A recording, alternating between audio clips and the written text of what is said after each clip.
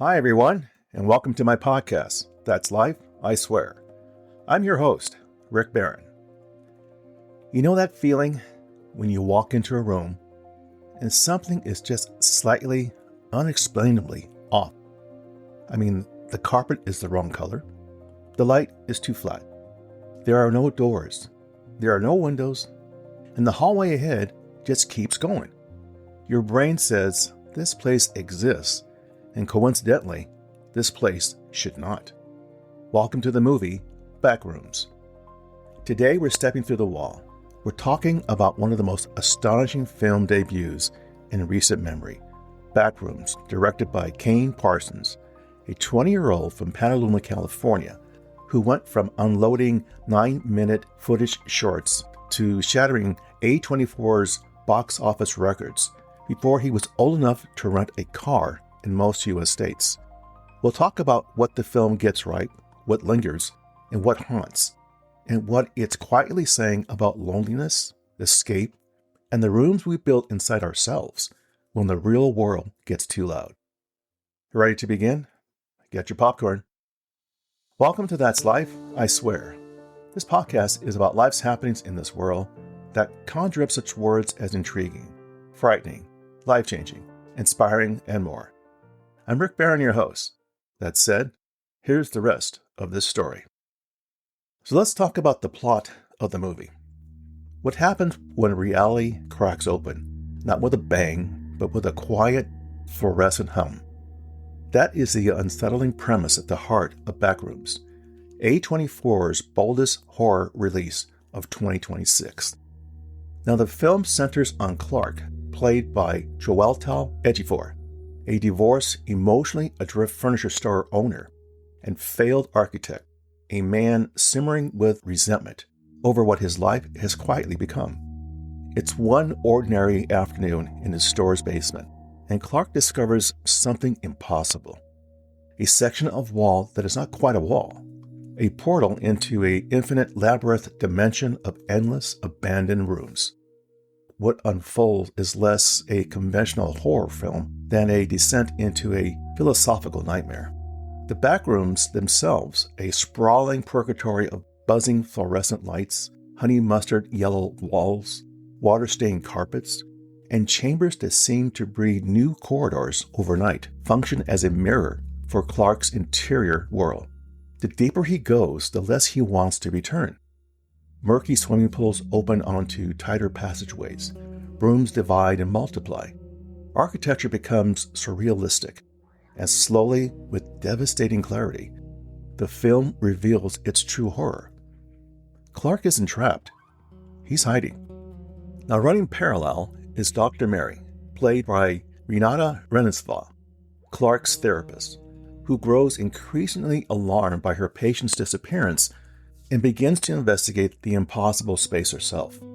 There are two trajectories, one a free fall into the abyss, and the other a desperate reach back toward the surface. The production design is very hypnotic, built across 30,000 square feet of real, practical sets, the kind of physical, handcraft world that makes your skin crawl in the best way. Backrooms is not a film that will simply scare you. It is a film that will make you ask yourself how many walls in your own life you've been quietly mistaking for exits. Now let's talk about the director. If Hollywood runs on reinvention, Kane Parsons is something of a rare nature. He is an originator. Born on June 18, 2005, the same year YouTube launched, Parsons grew up in Petaluma, California, the son of a video game developer father and a therapist mother, both of whom quietly planted the seeds of his craft before divorcing when he was 7. Kane started experimenting with environments and lighting as a child through Little Big Planet and attended the Marin School of the Arts at Novato High School to formally study film.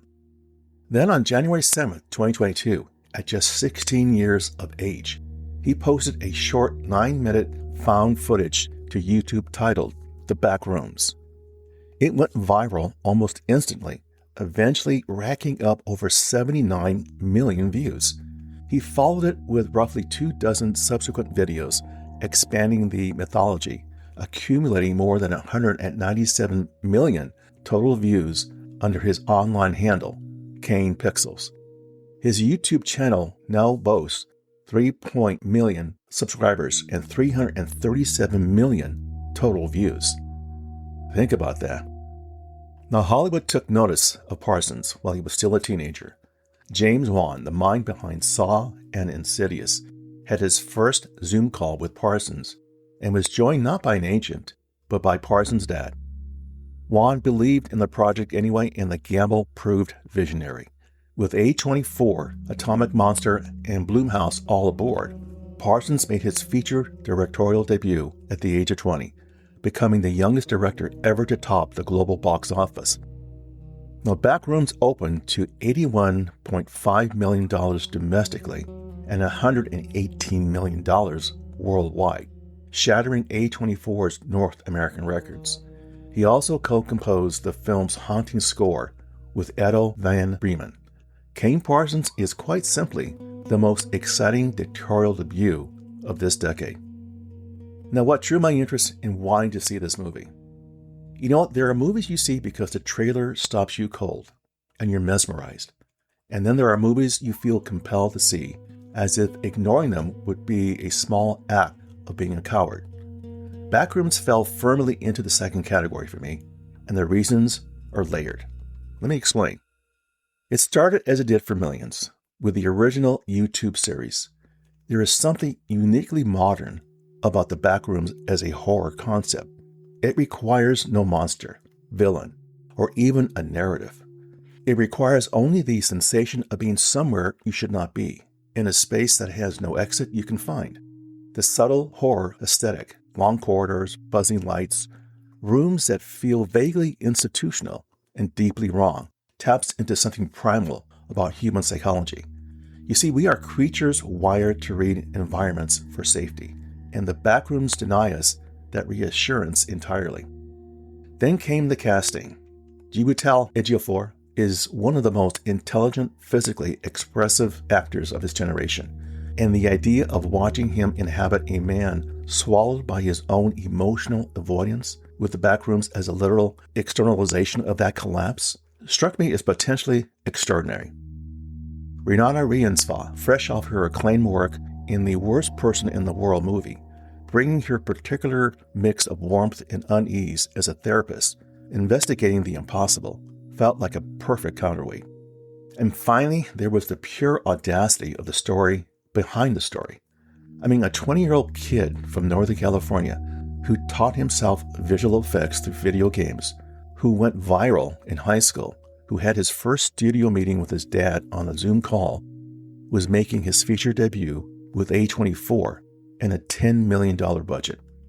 Whether the film succeeded or failed, it was going to be something. Art made by someone with genuine obsession always is. Now, what can we learn from this movie? What's the takeaway? Backrooms is, beneath its atmospheric dread and disorienting production design, a remarkably precise film about escape and how the places we flee to become more imprisoning than the lives we fled from. Clark does not stumble into the Backrooms and desperately seeks a way out.